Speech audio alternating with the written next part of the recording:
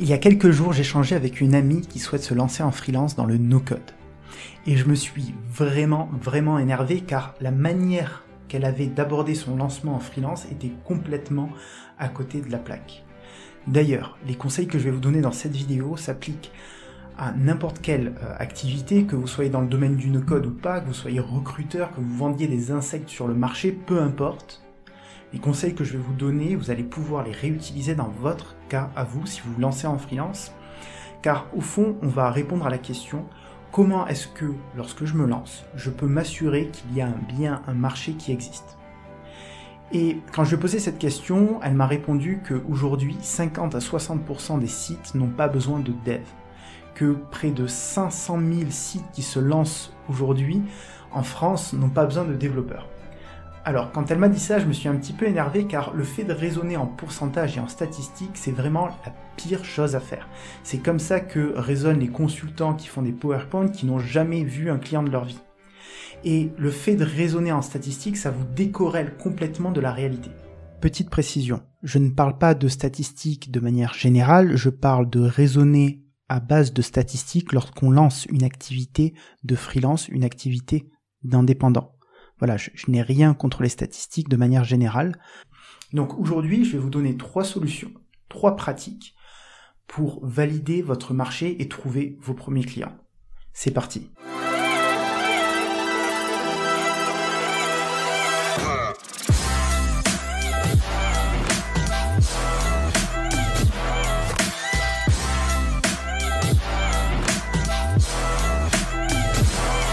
Avant d'aller plus loin dans la vidéo, n'hésitez pas à exploser les pouces bleus, à vous inscrire à la newsletter et à regarder l'ensemble de mes formations que je propose aujourd'hui qui sont entièrement finançables et qui vont vous aider à avoir une carrière de freelance exceptionnelle.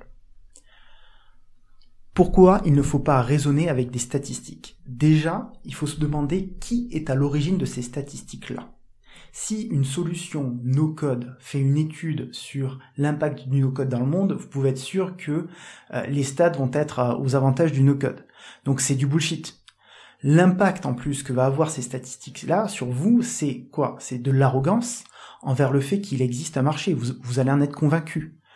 Alors que la bonne posture à avoir, c'est de questionner chaque hypothèse que vous allez faire. Et c'est d'ailleurs ce qu'adopte comme posture la communauté scientifique. Quand on émet une hypothèse, on essaie de la démonter à tout prix, de savoir quelles sont ses faiblesses, de trouver des lacunes, des failles, des limites dans sa stratégie. Et si on ne parvient pas à prouver que c'est faux, alors c'est que peut-être l'hypothèse qu'on a fait est juste. Et le processus en fait qui va découler de cette prise de posture va vous permettre de découvrir énormément de choses. Conseil numéro 1. Contactez des gens qui pratiquent déjà votre discipline sur LinkedIn par exemple. Donc si vous faites du no-code, contactez plein de gens qui font du no-code et posez-leur les questions suivantes. Où est-ce que tu te formes aujourd'hui? Comment est-ce que tu trouves tes clients dans le no-code? Est-ce que c'est difficile pour toi de trouver des clients? Comment tu t'y prends? Et pourquoi pas, est-ce que tu serais intéressé pour me partager une mission contre 10% de commission par exemple si tu n'es pas à même de la prendre? Est-ce que tu pourrais m'introduire aussi à d'autres personnes dans ton réseau qui font du no-code? Donc vous allez poser plein de questions pour essayer vraiment de comprendre comment font les gens qui font déjà le métier que vous aimeriez faire et ne contactez pas 2 personnes en me disant Lilian ça n'a pas marché. Contactez-en 50, faites 50 entretiens. Deuxième conseil, recherchez des postes en CDI dans votre domaine d'activité. Alors, l'idée, ça va pas être de postuler dans un CDI alors qu'on est freelance. L'idée, ça va être de transformer ces CDI en mission freelance. Et déjà, ça va vous permettre de voir si le marché aujourd'hui, il a besoin de gens qui ont vos compétences. Parce que s'il y a des offres CDI, c'est qu'il y a un premier signal du marché. Une fois que vous avez identifié une offre, je vous invite à contacter la personne qui est responsable de l'offre. Généralement, vous le voyez bien sur LinkedIn. Et de poser la question suivante, de dire voilà, le message c'est bonjour, j'ai vu que vous aviez ouvert un poste de nom du poste, je me demandais si vous étiez complètement fermé au profil freelance chez le nom de l'entreprise. Je pense parfaitement correspondre à ce que vous cherchez au vu de la description que vous avez faite. Au plaisir d'échanger, et vous signez par votre prénom. Ce message, il y a 2 mots qui sont ultra importants, c'est complètement fermé. Pourquoi ces deux mots sont les plus importants dans ce message? C'est parce que si vous tombez sur un responsable RH qui est soucieux de faire du bon travail, il a probablement aucune idée de si ce poste est ouvert ou non à des freelances.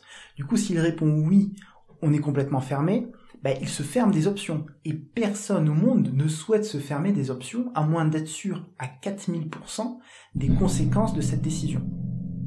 Donc, notre responsable RH, qu'est-ce qu'il va faire? Il va appeler la personne au sein de l'entreprise qui a besoin de ce profil, il va lui dire « Allô, j'ai une personne qui correspond parfaitement au profil, est-ce que ça t'intéresse que je te mette en contact, sachant que c'est un freelance ?»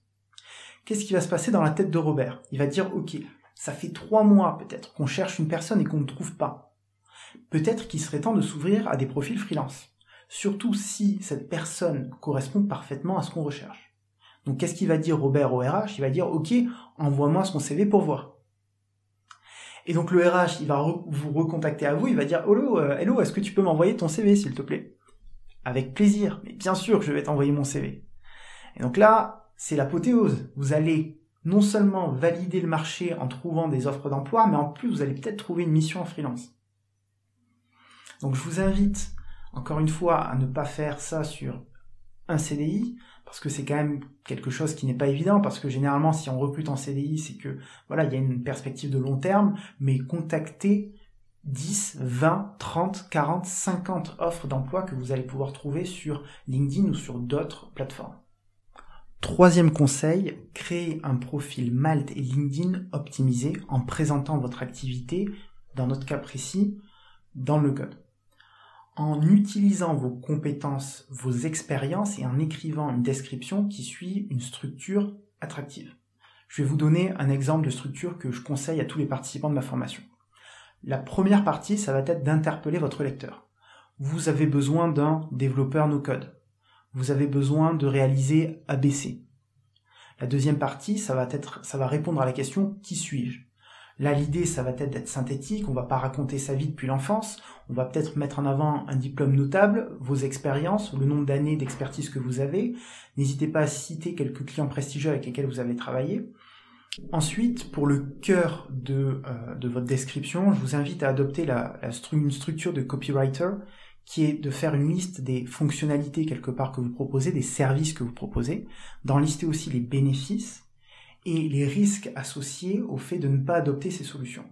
Je vais vous prendre un exemple, ça va vous paraître beaucoup plus clair. Dans mon cas, je développe des applications mobiles avec des tests unitaires et avec une attention à la qualité du code. Ça, c'est la fonctionnalité technique que je propose.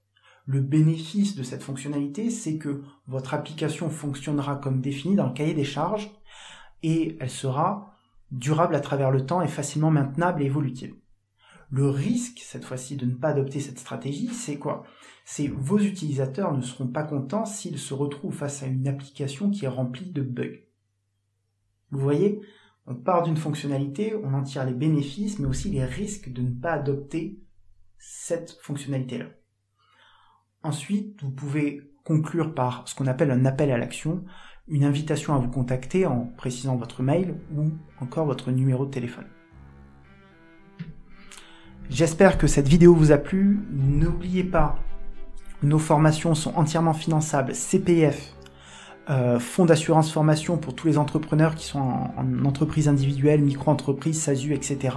Donc n'hésitez pas à nous contacter pour vous faire accompagner. Je vous invite à regarder tous les liens en description.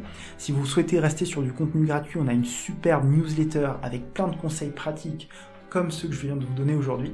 Donc n'hésitez pas à vous abonner. Je vous dis à la semaine prochaine. Ciao!